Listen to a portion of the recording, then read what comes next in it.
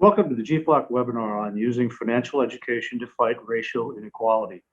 My name is Ted Beck, and I'm a member of the GFLOC Advisory Council. To celebrate Black History Month, we are dedicating this webinar to research and practice related to Black Americans and how we can improve their financial well-being. I had the honor to serve on several presidential advisory councils, including President Obama's Advisory Council on Financial Capability for Young Americans. And I'm very pleased to discuss this topic today with another former council member, Jason Young, who is also a member of the NEFI Board of Directors, my organization, and GFLAC founder and academic director, Anna Lusardi. I'd like to remind everybody we will save some time at the end for questions from the audience, so please remember to submit them as we're going along. First, let's turn to Anna. The research team at GFLAC wrote a report on financial literacy, wellness, and resilience among African Americans in 2019. And this week, GFLAC issued a study about Black women and their financial well-being. Please tell us about your findings. Thank you, Ted. This is a research topic that we are very passionate about and very interested in.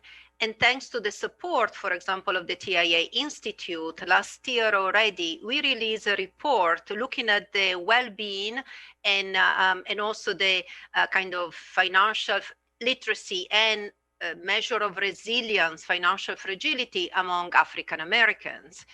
And that report already indicated, for example, that in 2019, so well before the start of this crisis and well before the pandemic hit, African Americans were in a much more fragile situation. So just to give an indication, they were much less likely to be able to face a $2,000 emergency in a month time. So much less prepared to face a small shock, let alone a big one.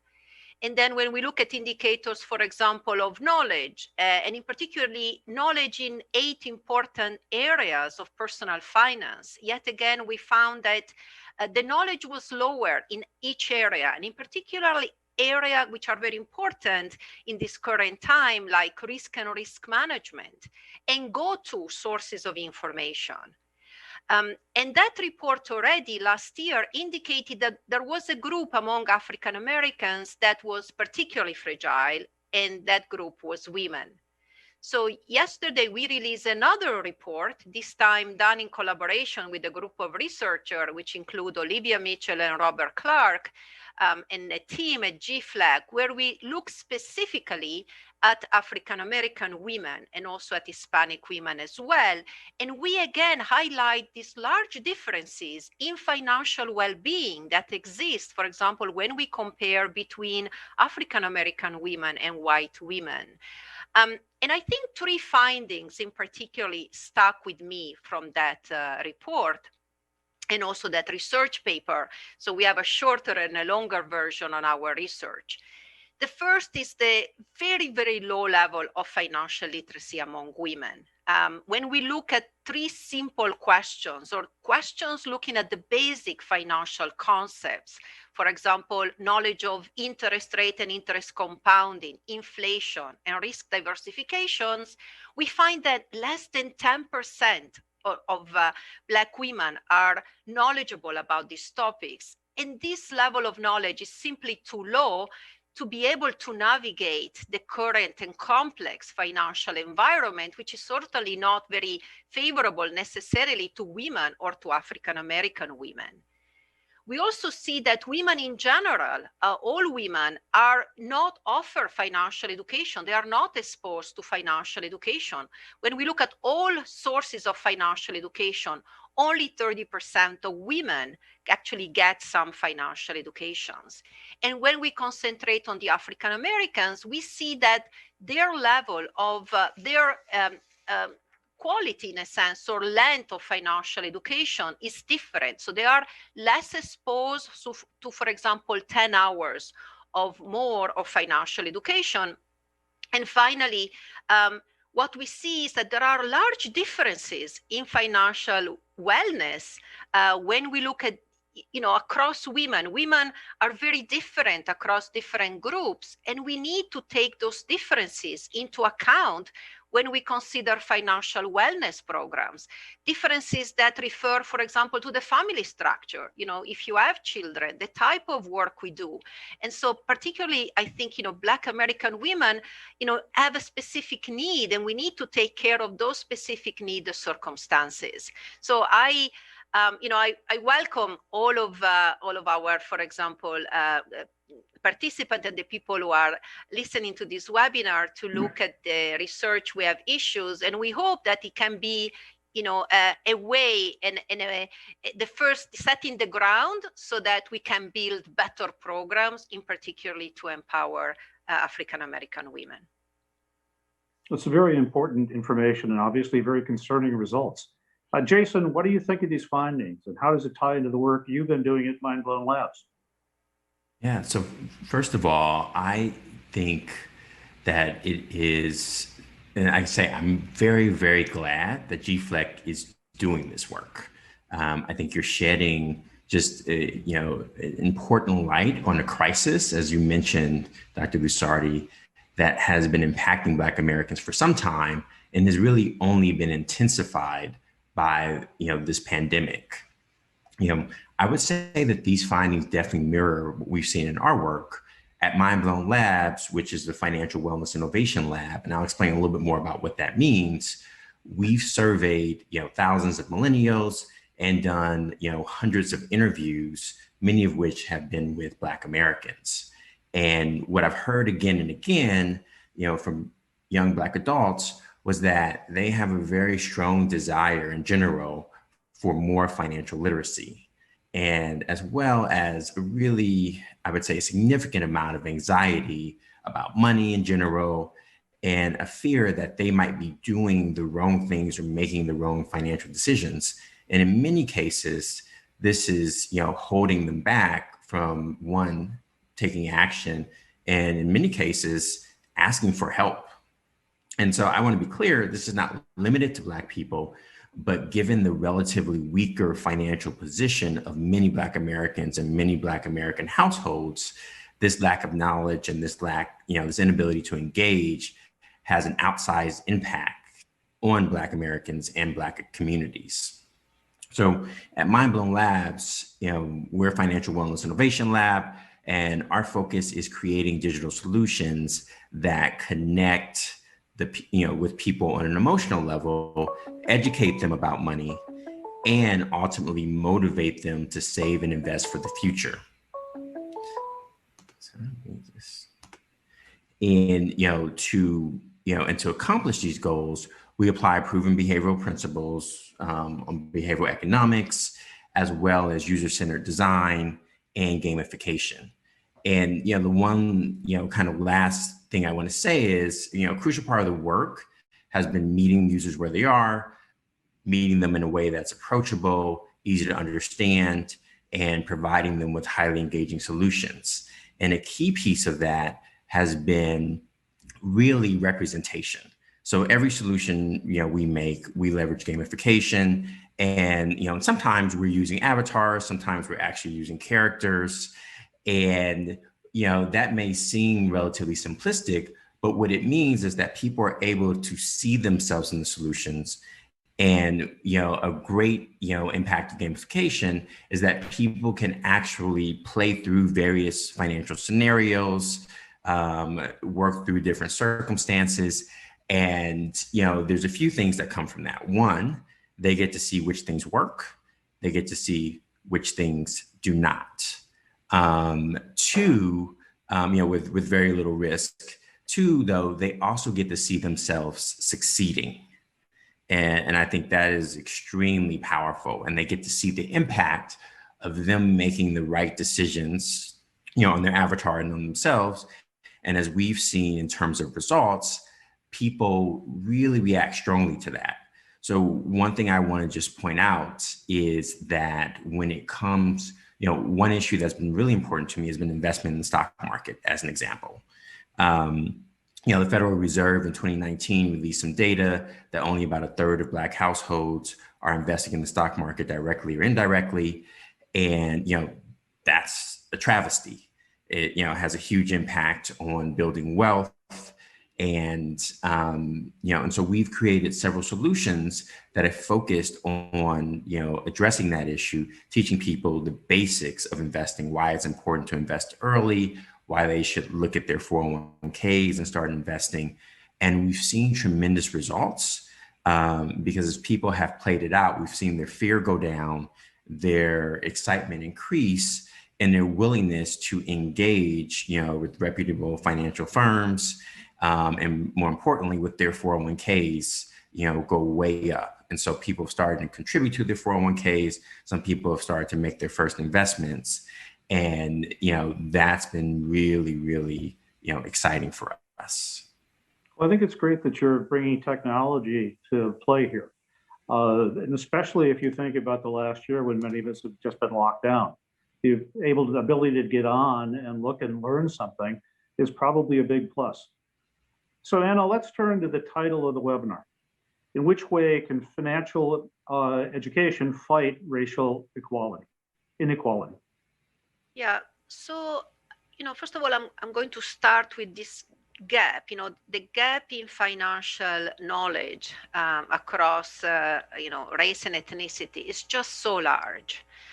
So for example, when we look at the report in 2018, we find that, for example, African American can only answer 35% of the question that we have posed versus almost 60% answered by the white. So there is a big gap there. When we look at specific group like women, as I've mentioned, just the level of knowledge is so low. And what worries me is exactly that this is too low to navigate the current financial environment. And also, risk and risk management becomes so critically important. And this is why I think, it's critically important in my view to do at least three things to address some of these issues. First, I think we need to improve the access to financial education. And this is, I think, one result that emerges from our study, which I think we need to take into consideration. We need a wider and bigger access. And we also need to improve the quality of that education. We need to make sure that we are providing education which is effective.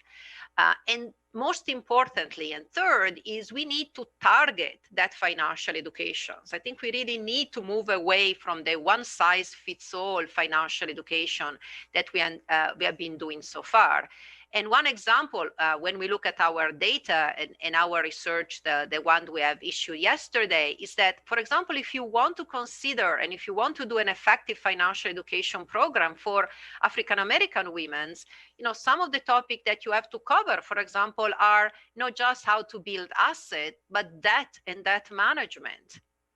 This is particularly important, I think, is particularly affecting their financial well-being. And we have also looked, by the way, at measure of financial anxiety, financial dissatisfaction, financial fragility. And, you only address this topic if you are targeting this program and listening to the needs of the participant of those programs. And I really want to emphasize how special and different women are, and also African American women. And we also need to now, as the title of the webinar says, we need to look into the future and think about how do we better prepare people for this post-pandemic world. And given that people have been so hardly hit by the pandemic, how can we invest in those groups which have been particularly hit so they can recover better and faster? And this is where I'm thinking in particularly of women and the young, and I'm thinking of particularly of women and young Black Americans. I think you're touching on a very important point. Minority women were especially hit by the unemployment numbers around COVID. And when you're actually focusing on improving their situation, it's not only them, but it's their families, because people still learn a lot about money at home. So that kind of brings up the question of youth. Jason, you're very passionate about working with young people. What would you tell us about the work you've been doing at the Hidden Genius Project? Yeah, Ted, I'd love to. And, before I do so, I just want, to reiterate what has already been said, which is that, as we talk about racial equity, I think it's very, very important to just recognize the role that systematic racism has played in bringing us to where we are today. When we talk about, these disparities in financial literacy, it's worth noting that a major driver is systematic racism. And it's important to understand that economic oppression has been a major mechanism, through which this racism has been expressed. And so, the financial system is often predatory when it comes to Black people. And, one example of that, was a personal example. When I was buying my first home, I was gainfully employed.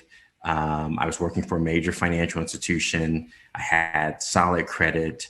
And yet an unscrupulous broker was trying to sell me a mortgage with negative amortization. And so, fortunately, I knew to ask the right questions. I knew that getting a 2% interest rate when everybody else was getting 5 or 6% didn't make any sense. But a lot of people are really not so lucky. And so I just want to, emphasize that, while we do certainly need systematic solutions to address systematic racism, it's also very, very important that we educate Black Americans about financial literacy, about the financial system, so they can navigate what is often a predatory environment.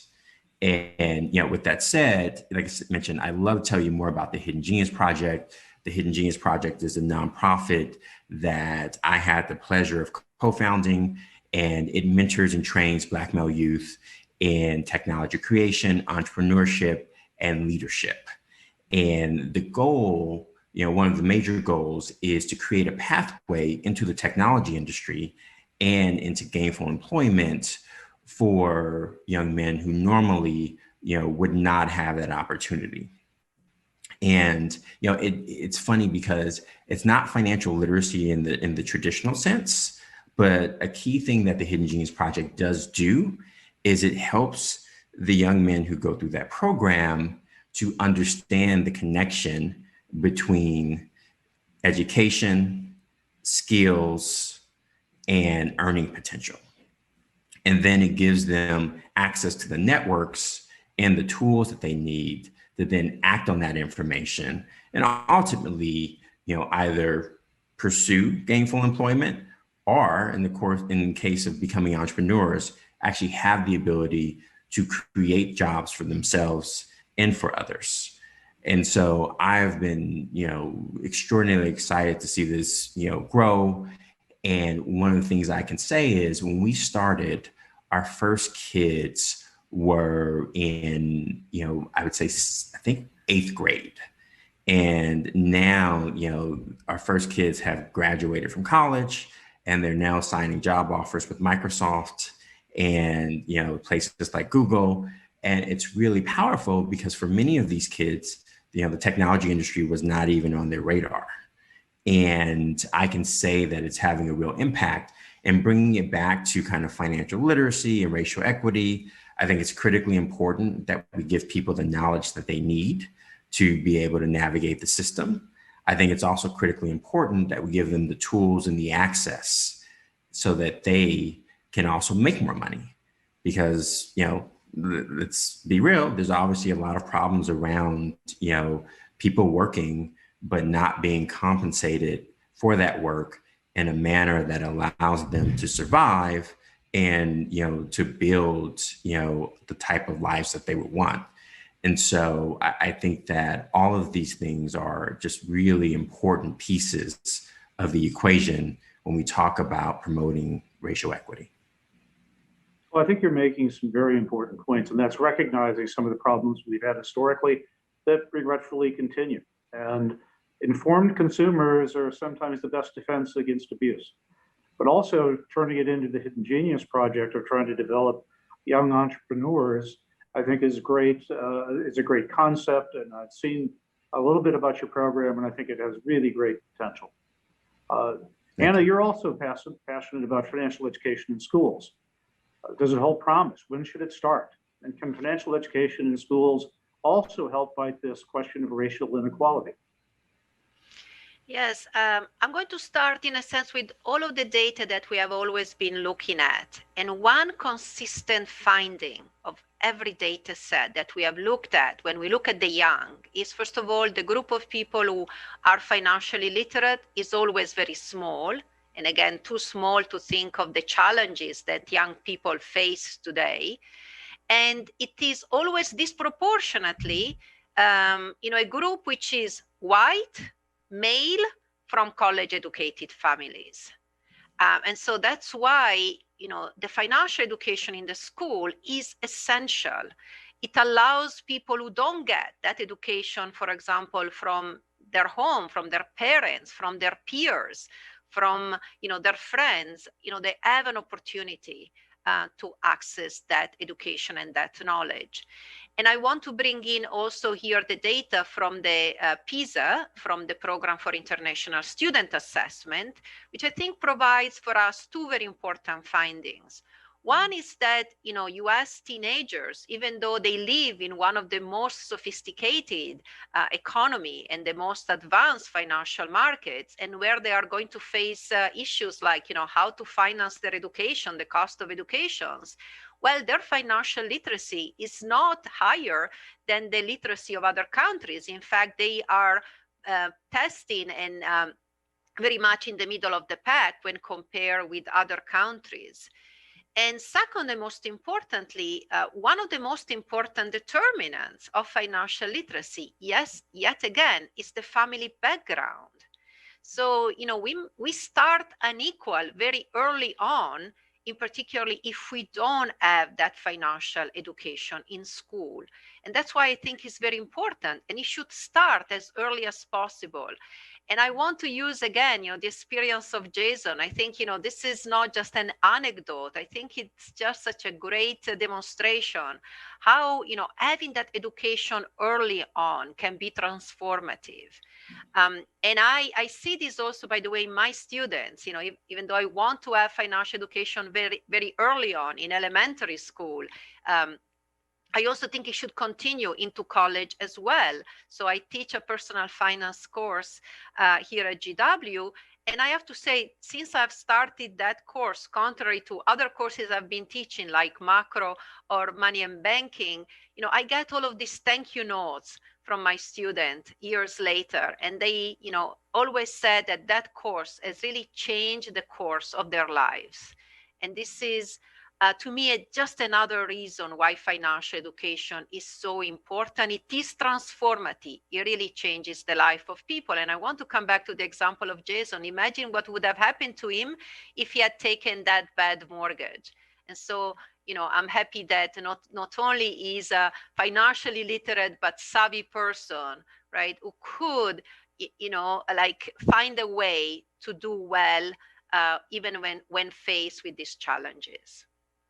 And he brought those same observations to the President's Council. It was very informative. Just one quick thing about the PISA information. I was always fascinated by the fact that this tests 15-year-olds around the world. And at that age, young men and young women actually do about the same. Somehow we let that fall off as they grow past that age frame. So trying to get financial education to maintain the same sort of statistics for women going into older age groups, I think, is a critical factor. Now, here's an interesting question that I hope you have some fun with. As many of us know, there's a new administration in town, down from GW. And we have a new president and vice president that will be looking to thought leaders to ask them what they may do in this area. And clearly you two would be on that list. So when you get the call from the president or the vice president, what are the recommendations you're going to give them on what the administration should do to tackle this topic? And Anna's asked if I would chip in on this as well. So Jason, why don't we start with you first? I would start with teachers. And, very specifically, I think that since the last President's Council, there have been a number of efforts And those efforts have been successful in, educating teachers so they become more financially literate, and also equipping them with the tools so that they can help their students.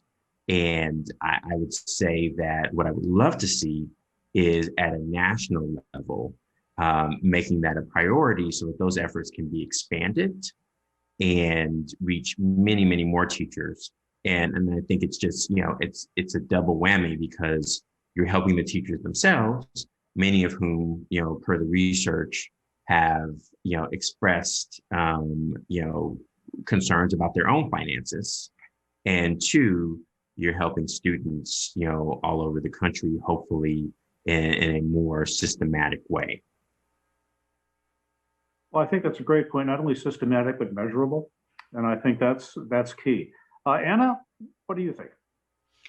Well, the new policy should be, first of all, toward creating an ecosystem where everybody can thrive, and where, racial discriminations or kind of this racial issue become an explicit policy objective that it need to be fought.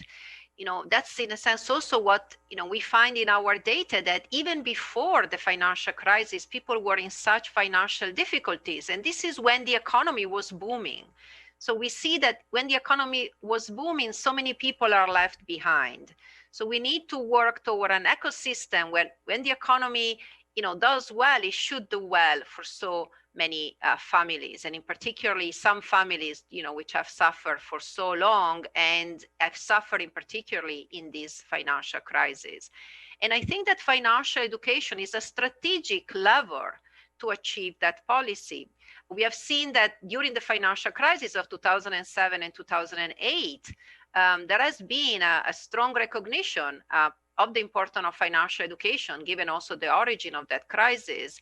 And I hope that this crisis as well will, think and will witness what are the costs of individual and society of, some of the financial decisions that, we might let to do, also because of the structure of the system in which we live, in which, this disparity continue to exist. So I think we need as well a coordinated national policy, a coordinated policy at the national level about financial literacy and education. So I hope that the new president will, for example, reinstate the Advisory Council on Financial Literacy. And I really, really hope that Jason Young is on it, because he has done a fantastic job in the previous council. And I think he would be a great advocate of this topic, in particularly topic related to Black Americans, discrimination, and the young. And this group are group on which to invest. And let me remind you as well of a very important group that is half of the population, which is women. I remind you that African American women in particularly have really suffered very much through this crisis, and we need to invest in them via, for example, this national strategy for financial literacy. Well, I totally support Jason's candidacy. So if you need a second, please consider that you have it. The only thing I might add is that they should encourage companies to look at their human resource programs. So many minority women have lost jobs during this pandemic. And it might be a great time for companies to look at their employment practices to provide some flexibility to allow for the caregiver component of what many women do, and that's one of the reasons they leave the workforce, but how to make sure that there's some ability to bring them back into it without shortchanging that very critical social responsibility. So with that, we have lots of questions, so I'm going to try to get to a few here. This is actually for both of you. Who, in your opinion, should lead future programs and interventions to foster financial acuity and resilience? A public sector, private financial institutions, perhaps fintech startups. Jason, why don't you start if you would? That is a very interesting question. So I don't know that it's an either or. We need leadership in all of those sectors, but I would love to see leadership at the national level, because I do think that there is, there's a very specific power that the federal government has in terms of convening.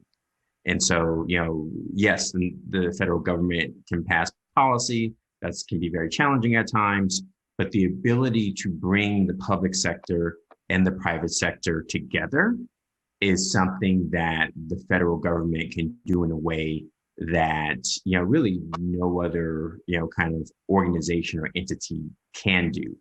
And in answer to your question, I think it's going to take leadership in all of those sectors, but hopefully the federal government could actually kick it off. I agree with Jason. I think it's critically important to have this national coordination. And I think in that case, 1+1 does more than 2. And I think it's not an either or. Everybody should be involved in this. This is such an important issue and an important problem to tackle. So we need everybody. FinTech has a great role to play. And I think the example of the work that Jason is doing is providing evidence of how important it is, in particular in this new pandemic world. But I think that the presence and the coordination of the government can really make a difference. And we have seen it in other countries as well.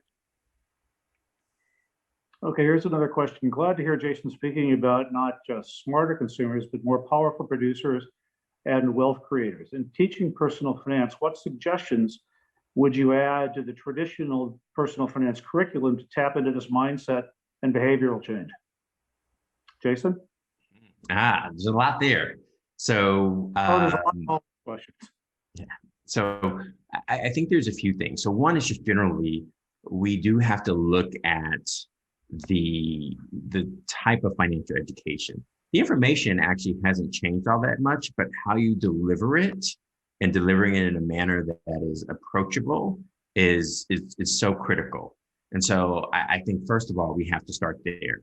Is this being taught in a manner where the students will receive it? Is there a hands-on component? Are they able to, connect with it? And there are best practices in teaching. There is increasingly more technology out there that helps with that. We are only one of, several players. And then when you talk about, kind of wealth building, I think that would be, something that I would add, holistically, which is when you do financial literacy, like you learn about credit, you learn about investing, you learn about, all these things. I think there's really room, and this goes to making it approachable, to add a greater layer of context around wealth building more generally, and exploring the mechanisms of wealth building that have been successful in the US. And so those include home ownership, they include investing, they include, entrepreneurship. And I also think that, and I promise I'm going to, finish, but another thing, I just think context and education is so important. And I think the power of financial literacy, if done well, it can be incorporated into different aspects of education to make those aspects more relevant. So there's math, obviously, there's economics, which I think is critically important to understand how the economy works, how, companies, the role of companies and the role of consumers. But I also think, like, even literature, right? Like if you're talking about Oliver Twist or you're talking about, Jane Eyre, there are economic components to all of those stories. Or even if you're looking at Raisin in the Sun, like all of those things have huge economic and financial components. And I think though there's a missed opportunity in terms of incorporating financial literacy in the conversation about wealth and the conversation about history into education at those points. Great. Anna, would you like to add anything to that? I would like to add the holistic part, meaning that, when we talk even about wealth building, we need to look at both sides of the balance sheet, and in particular, looking at credit and, credit score, information about this, because this is where, in particular for the young people now, they start their economic life in debt. And so they need to be able to manage that, not just to, for example, invest in the stock market. And the other thing is the mindset. I think is very important. One of the things we have learned in our study about women is that women tend to be less confident about their knowledge. So I have incorporated this teaching into my class to really encourage women. And one of the things I always say is that women need to be fearless, and they need to take actions that that you don't have to have that perfect knowledge. You need to be knowledgeable, but you need to act on your knowledge and not be passive. And I've really tried to incorporate also many of the other differences. We need to recognize that finance is a language, and you need to master this language to be able to understand what's happening around you, but make it as approachable, as simple, and as, in a sense, pleasant as possible.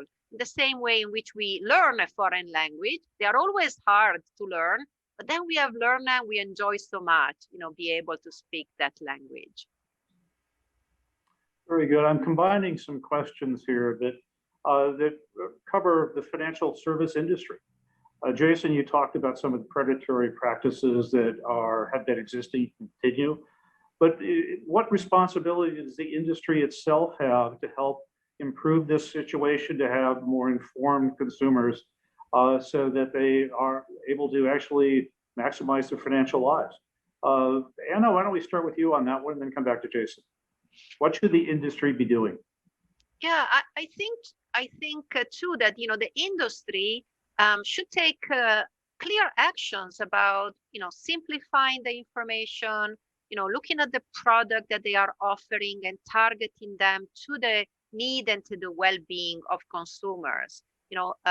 Consumers should be the center of the attentions, and the objective should be to provide to their consumers and to provide products that make their life better off. I think doing in this way, having happy consumers in the financial sector should be the objective of any good, in a sense, economy and any good financial structure. And so, in particular, when you look at the African Americans, I'm worried about some of the things we see in the data, this very, very high use, for example, of alternative financial services. Why are not using the banks, and the cost of those financial services. And I think there is a lot of room. Also, we're looking at credit cards and see just the cost of using these credit cards is very, very high. And so I think it's not just the demand side, the financial industry as well as to, I think, cater to these customers so that they are providing really good services to them. And, a happy consumer, a satisfied consumer should be the ultimate objective for everybody. This is what good business is. Jason? Yeah, I would say that, there is a history of various parts of, the financial services industry providing, products and services that are either predatory or doing it in a predatory way.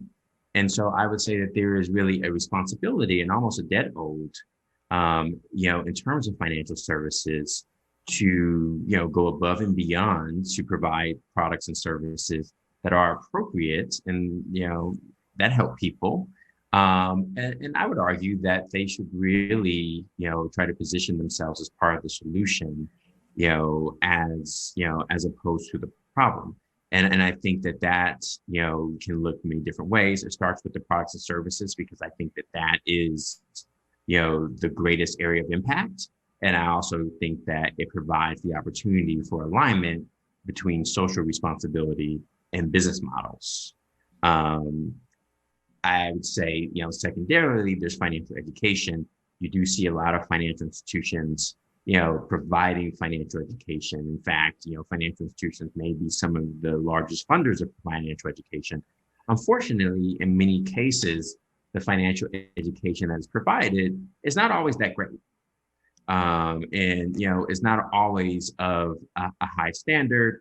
It's not always, modern and delivered in a way that is relevant, to, consumers.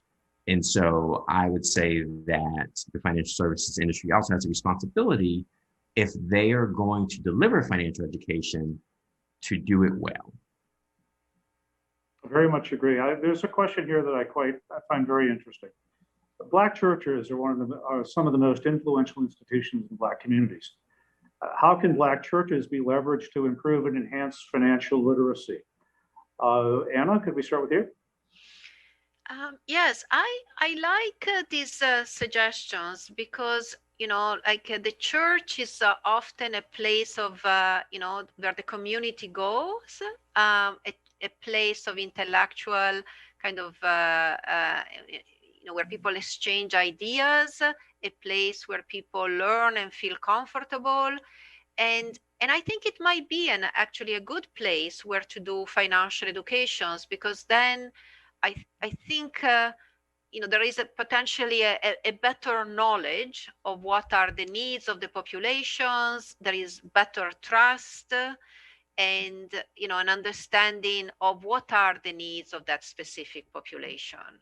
I don't want to mix financial literacy with religion. I don't think that financial literacy is a religion or that money is a religion, but I think that we need to understand, the needs of the community, and we need to provide, for example, a program that really caters to those needs. And I don't see this. I sometimes even the school, don't do it well. So I think it provides a good opportunity, but yet again, and I want to repeat some of the words that Jason has said, we need also to have good quality. I don't want this financial education done at the community to be something very simple, or the wisdom of the man in the street, or not really something professional. But it might be able to overcome some of the difficulties of access, of trust, and of something that is really for me. Right? This is, I think, what often people want. I want an education that is taught and is targeted to me, and I am special, and I want to have a special financial education program. Well, I think your comment on trust is very important. Jason, I'd love your thoughts on this.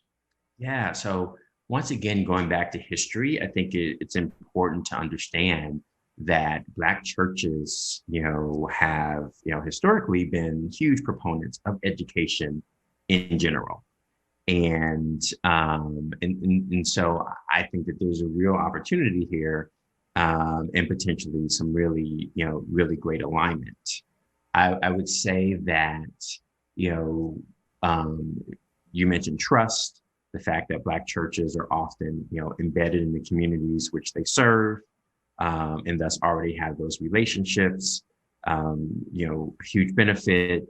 I also think that while financial literacy itself, has no religion, I think that, there are definitely some biblical principles that would align very well with financial literacy.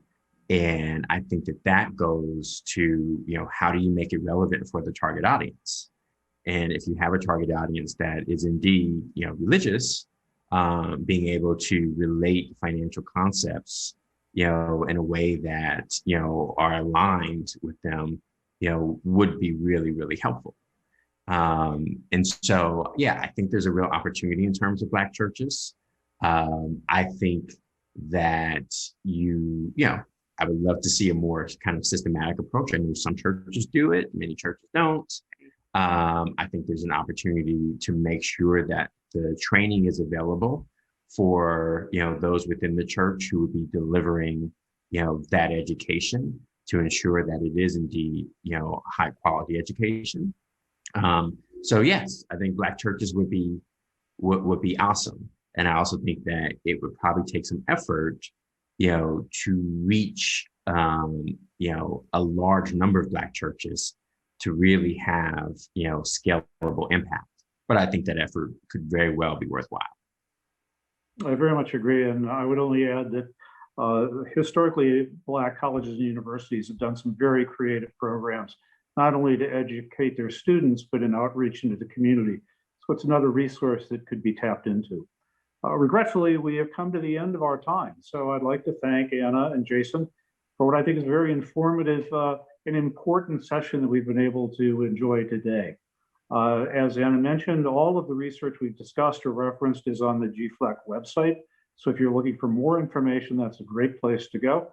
And let's all look forward to future webinars along this line as we can all become more financially knowledgeable and hopefully help our communities. So thank you for a great session.